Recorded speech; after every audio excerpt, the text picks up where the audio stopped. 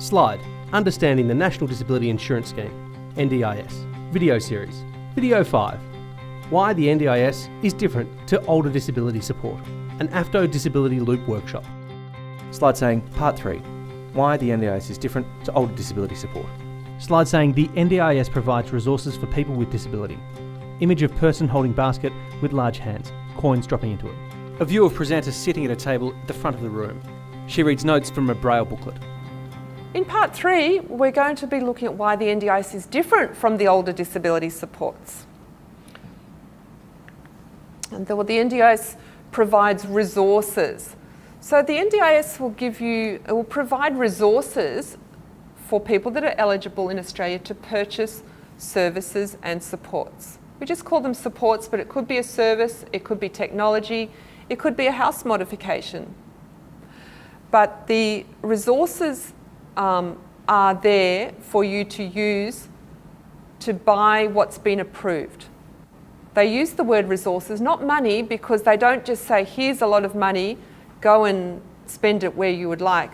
They call them resources because you have to spend that lot of funding on what's been approved in your plan.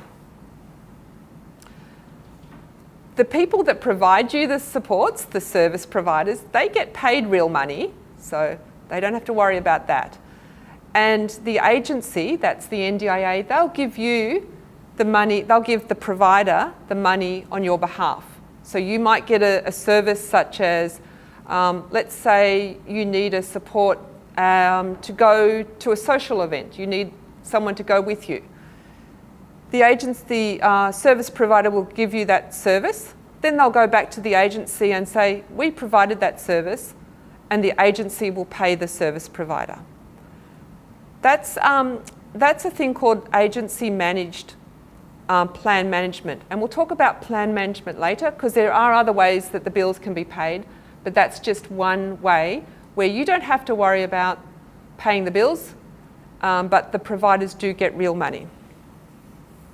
There are a couple of things where you do get money directly into your bank, and one of them is transport, if you're eligible for a transport allowance, and the other is if you do what they call self-managed, where you might prefer to get the money and pay the providers yourself. And we'll talk a little bit more about plan management later. But it's important to know that the resources, the funding, can only be used for reasonable and necessary, that's the term again, supports, and they have to relate to your needs. So it might be reasonable for something, we all need to eat. Food's a reasonable support, but it's not a disability related thing. So it's not going to be, we don't spend the money on food, even though it's a necessary thing, because it doesn't relate to our disability. So our plan is all about supports that are disability related. For example. Was that a question? Yeah. Yep. Is that support related to the disability, for example? Yes. The supports in the plan have to be disability related for the person with the disability. Yes. It's Brianna and I have a question. Yes. It's about situations where the disability might include specialised food. For example, alternatives to food where swallowing and eating are not possible. Okay, so the question is around if someone needs modified food, maybe for a swallowing condition. There is sometimes a bit of a blurry line between health and disability. So some might argue that that's a health need rather than a disability need. Others might argue that it's a disability need. That particular issue has come up recently in the media. So it is a tricky one. And I imagine that the NDIA are looking at that very issue as these sort of things have just come to light. So I'm not going to dare give you a definitive answer at this stage, but it is an interesting one because there are health issues behind some disabilities. For example, if you have a brain injury, say through a stroke, that might be the health condition, but the disability resulting might be loss of speech or loss of vision. So it's more about how you got the disability rather than the diagnosis. It's important that the disability exists, not how you got it. For example, when I went to my planning meeting, they didn't ask what my diagnosis around blindness was. They just needed to know I was blind. Same with cerebral palsy. It's about what you can do. Someone with a lot of seizures with epilepsy may have resulting in memory loss, and so that's their disability rather than the epilepsy. But there is a bit of a blurred line between health and disability. Slide saying the NDIS is not income support. One of the questions that comes up all the time is about income support. The NDIS is not income support. It's really important to know that point, because disability support is things like the disability support pension. That helps pay for your rent, and that helps pay for your food and your bills. If you can't work for, say, 15 hours or more and you have a disability, such as a physical disability, an intellectual disability, a psychiatric disability, you may be eligible for the disability support pension. That's to help you pay for those necessities of life, like food on the table, renting, and those sort of things, gas and electricity bills. The NDIS isn't income support. The NDIS is a disability support. Just on that, a lot of people get worried when they hear insurance in the name. They think NDIS is an insurance like car insurance or house insurance. Well, it's not. I like to think of it as the National Disability Assurance Scheme rather than insurance. It's about a money scheme that is there as a protection. Think of it as a protection mechanism, because anyone could be born or acquire a disability. So it's a bit like Medicare in that it's a safety net for all Australians that may incur disability.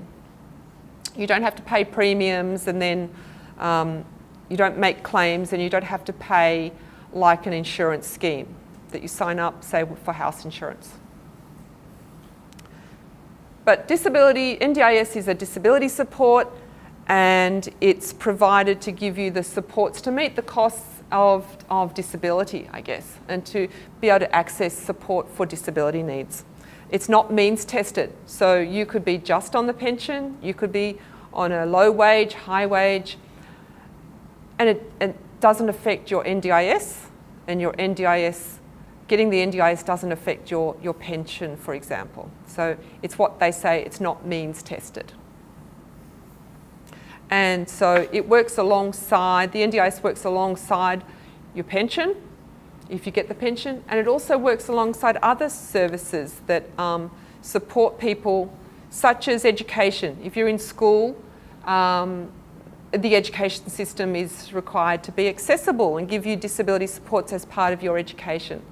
The NDIS isn't part of that. It doesn't duplicate other government systems of support.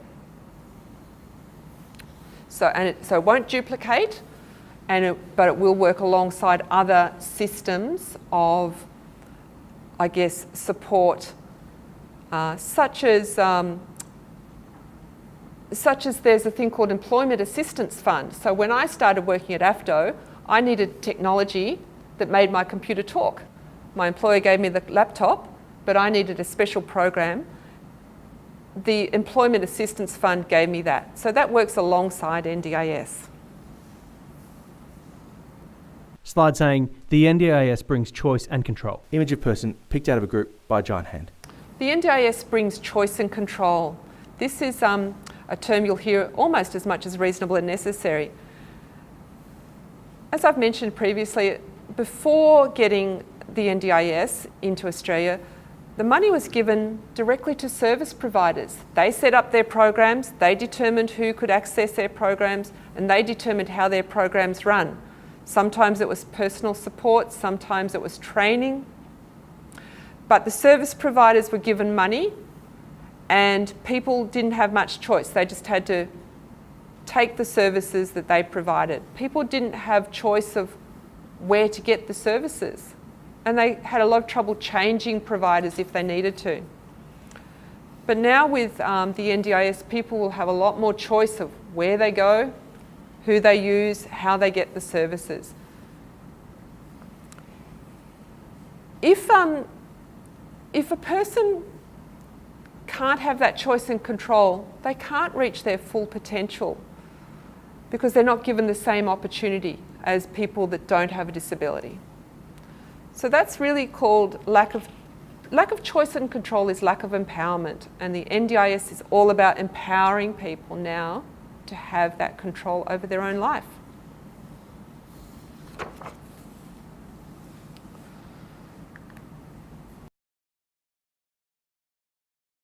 Slide saying the NDIS is growing quickly. The NDIS is growing really quickly because there's a lot of money going in, there's a lot of plans being written. As I said, a lot of people are coming on scheme. It's really growing with a lot more participants coming in. And at the moment, the NDIA is really busy with writing lots of plans for a lot of thousands of people. Slide saying the NDIS will promote the growth of new services. The NDIS will promote the growth of new services because when people have their plans, they have money to shop around. And when people shop around and they find someone that meets their needs, then they'll recommend that and other people will go there.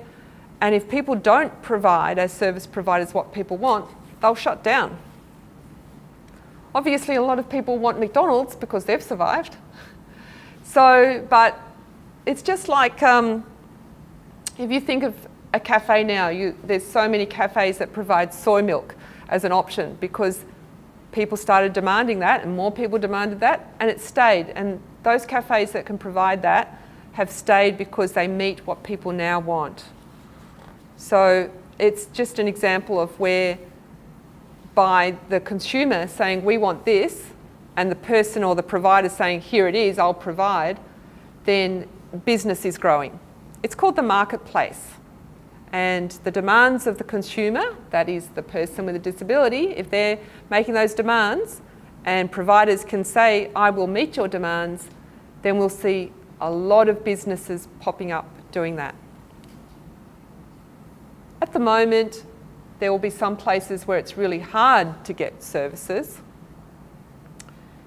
Particularly in country areas, there may not be many service providers, but I do believe it's going to grow and get bigger, and you're going to have more people opening more service providers. So it will grow, but at the moment there are some places where we need that growth to still happen.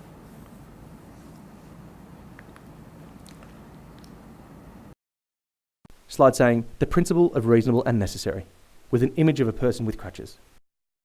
Let's look at the principle of reasonable and necessary because that's really important, and we'll be doing an exercise on that shortly. So it has a special meaning in the NDIS terms.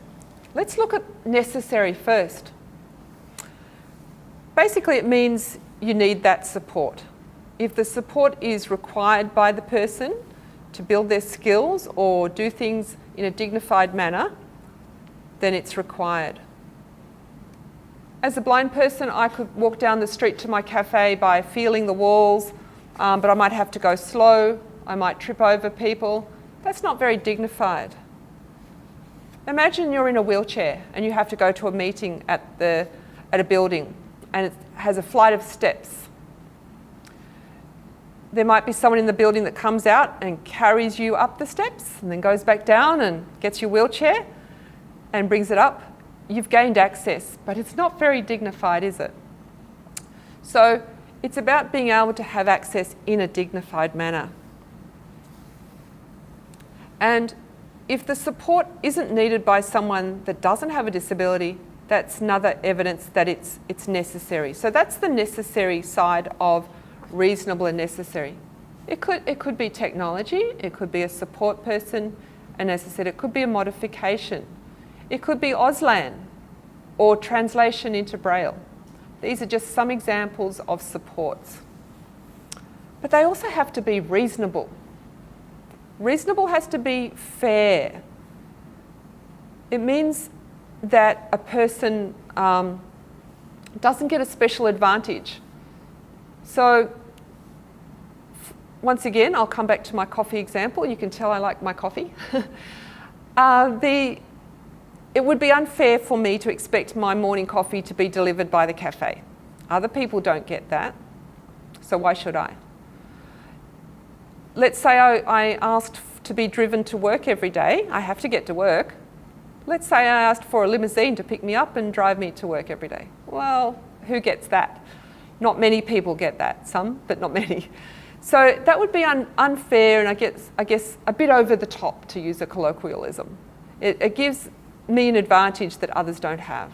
So it has to be fair and it has to be value for money as well, and we'll come on to that. Fact sheet 3 has more about what reasonable and necessary is. Slide saying value for money. But value for money is just about, well, is it worth it? Doesn't have to be the cheapest thing, but it really has to make a difference. Does paying the extra make it worth it? I'll give you an example. I had a colleague who has very limited mobility. He uses a wheelchair. He can push a button, but he can't turn a key. He got in his plan an electric door opener for his house. Now, NDIS could have paid for a support worker to come and unlock his front door every morning and night, but over the long run, that would be more expensive. The electric door opener was very expensive, but in the long run, it was better value for money in the long run, even though upfront it was much more costly. And I would also say it's a more dignified way that he can access his house. It has to be something that is also effective, known to be effective. So if you have some sort of special potion and you say, well, if someone says, take this potion and your disability will be eased up, well, that hasn't been proven as effective. So it's not likely to be in that reasonable category. And it has to be aimed at helping the person with their goals and their well-being. So, for example, if someone doesn't get out very much and their disability prevents them from getting out, if that support will help them get out and become fitter or less lonely, more involved in a sense of belonging, that's all considered reasonable.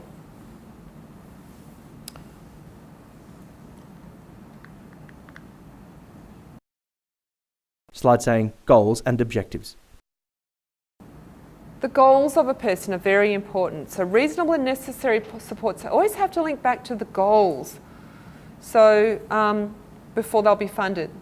So with my plan, my goal was to get to work. I have to get to work. It was also to stay, having the ability to travel around, to be social with my friends, my family, and to get to medical appointments independently. So for me, my goals were around maintaining my independence. But other people might have the goal of moving out of home. That colleague I just talked about had the goal of moving away. He was a young man in his 20s. His goal was to move out from his parents' house. The goal might be just learning to budget or learning how to cook so you can eat more healthily. Everyone has different goals, but the supports have to relate to those. So if you want a new electric wheelchair, it might be best to know what your goal is. It's almost important to think about the goal rather than the supports you need.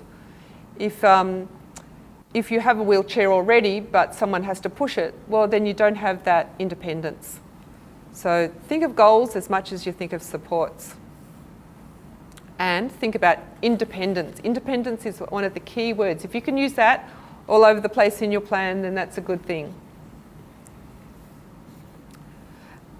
And sometimes there's goals that people have, but they need to build their skills. So if you do want to live out of home by yourself, you may need to learn how to cook or budget. So they may be skills you need to build, and that's part of your goals before you have the goal of moving out. So there's different areas of life you can think about when you're looking at your goals. There's living. So where do you live? Who do you live with? Then there's the area of relationships. What are some of the questions you might ask when you're looking at the area of relationships? Do I have friends? Do I want to stay with my group of friends? Do I want to make friends? Do I want to visit my mum more often? Do I want to learn how to better socialise? Do I want to know how to start a friendship? Do I want to know how to behave in a situation like a sports club? So relationships is a big area. What are some of the things you can think of in the area of health and well-being? What are questions that you might ask yourself as a person with a disability? Pain reduction. Can I reduce pain? Yes. What? More exercise. Yes. Healthy. Can I get fitter? Can I eat better? Can I manage my health? Can I get back to can I go to the doctors independently? So there's a lot of things about health and well-being. Then there's education. Questions might be, how can I study a course? How can I go to university? How can I start up a new hobby? The area of work, I'd like to get a job. I'd like to do voluntary. I'd like to develop a skill so I can then later get a job later on. So community participation. I'd like to be able to go to festivals. I'd like to go and vote myself. So these are all questions in different areas of life to think about. Slide saying choice and control, with an image of device volume sliders. As we talked about, it's important that people with disabilities have choice and control, and that they can choose who provides their support. But reasonable and necessary comes first. I can't just say, well, I choose a holiday to South America, so that's my choice and I want the control of getting that money. Then they decide that reasonable and necessary. It doesn't work that way. It has to be reasonable first, and then what's seen as reasonable supports are then, it's the choice and control over that I have. And it's all about an ordinary life. So having an ordinary life is a good thing. It's not a bad thing. It just means you have the same opportunities as everyone else. You decide what you want to do. You might have two people with cerebral palsy, maybe the same age group, but one wants to go to university and one wants to learn how to drive. So everyone's going to have different goals based on their own personality and their choices. And it's about removing the barriers. So when we think of the supports, it's about removing barriers. Okay. Production of the AFDO Disability Loop, Understanding the NDIS video series has been made possible with funding from the Victorian Government. AFDO would like to thank video participants and those who provided feedback on video drafts for their contributions. Video services, audio description and captioning by Angry Chair. Auslan interpreting by Auslan Services. Remember to visit disabilityloop.org.au.